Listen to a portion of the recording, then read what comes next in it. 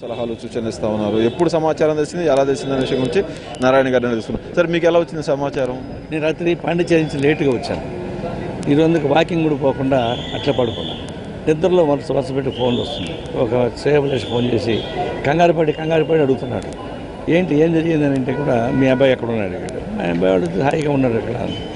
అప్పుడు చెప్పాడు.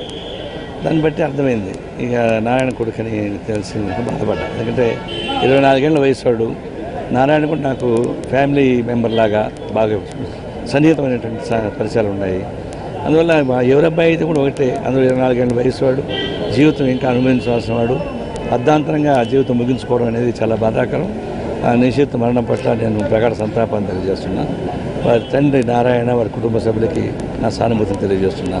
ఈ సామాజిక పరిస్థితి ఎట్లా కల్పించబడ్డాయంటే, రోడ్లు బాగా వచ్చాయి, హై స్పీడ్ కార్లు వచ్చాయి, 24 గంటలు కాలక్షేపానికి ఉపయోగపడేటువంటి సౌకర్యాలు కల్పించబడ్డాయి. దీనివల్ల కొంచెం సెల్ఫ్ డిసిప్లిన్ లేకపోతే కంట్రోల్ తప్పుతూ ఉంది. తర్వాత కుటుంబ సభ్యుల కడుపు కోత వస్తూ ఉంది. ఇది ఇట్లాంటివి మా ఫ్రెండ్స్ 1 ఇయర్లోని చాలామందిని చెప్పొచ్చు అటు జరిగేటువంటి. దీన్ని బట్టి సామాజిక పరిస్థితుల్లో ఇట్లాంటి సౌకర్యాలు కల్పించకుండా ఉండే ఏర్పాటు జరగాలి.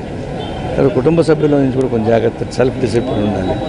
తగిన జాగ్రత్త లేకుండా పోతే నష్టం. ఇప్పుడు ఇంట్లో పెద్దవాళ్ళు ఉంటే కంట్రోల్ చేస్తుంటారు మామూలుగా. ఇంట్లో పెద్దవాళ్ళు లేకుండా పోతే కంట్రోల్ చేయరు. చాలామంది అంటుంటారు, ఈ ముసవాళ్ళు ఎందుకు వేస్ట్, ఓల్డ్ ఏజ్ వాళ్ళు పడేదా ఉంటుంటారు. కానీ పెద్దవాళ్ళు ఇంట్లో ఉండే వాళ్ళకి లేని వాళ్ళకి తేడా ఉంటుంది. మా అమ్మ ఉంది ఇంట్లో, నాకు తెలుసు. మా ఆవిడ లేటుకు వచ్చి కూడా కంగారు పెట్టేది. పిల్లలైతే ఇంక నిద్రపోయేది కాదు. అట్లా ఒక విధమైనటువంటి ఫ్యామిలీ సాంప్రదాయం మొత్తం మంట కలిసిపోతూ ఉంది. ఈ నూతన సాంప్రదాయం రావడం వల్ల రిలేషన్స్ కానీ ఒకరి కంట్రోల్ కానీ లేకుండా పోతుంది. సెల్ఫ్ డిసిప్లిన్ తగ్గిపోతూ ఉంది.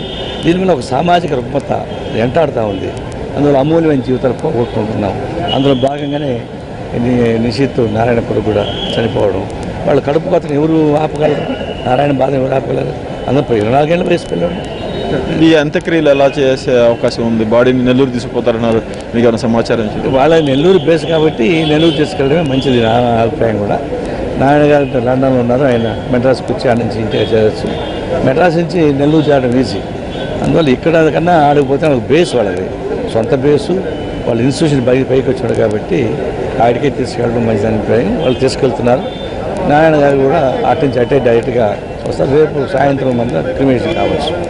విద్యాసంస్థల డైరెక్టర్గా నిశ్చిత్ చురుగ్గా ఉండేవాడు, ఎప్పటికప్పుడు నిర్ణయాలు తీసుకునేవాడు. 3 ఏళ్ల క్రితం నారాయణ రాజకీయాలకు వెళ్ళినప్పటి నుంచి డైరెక్టర్గా బాధ్యతలు స్వీకరించిన నిశ్చిత్ ఎక్కడ లోటు రాకుండా తండ్రి కంటే ఎక్కువ ప్రతిభా పాఠవాలు చూపించారని సిబ్బంది చెబుతా ఉన్నారు. అలాగే రోడ్డు ప్రమాదాలకు సంబంధించి అతిపెద్ద విద్యాసంస్థ నారాయణ విద్యాసంస్థలు ఇక్కడి నుంచి విద్యార్థులను అప్రమత్తం చేసేలాగా ఒక కార్యక్రమం కూడా తీసుకు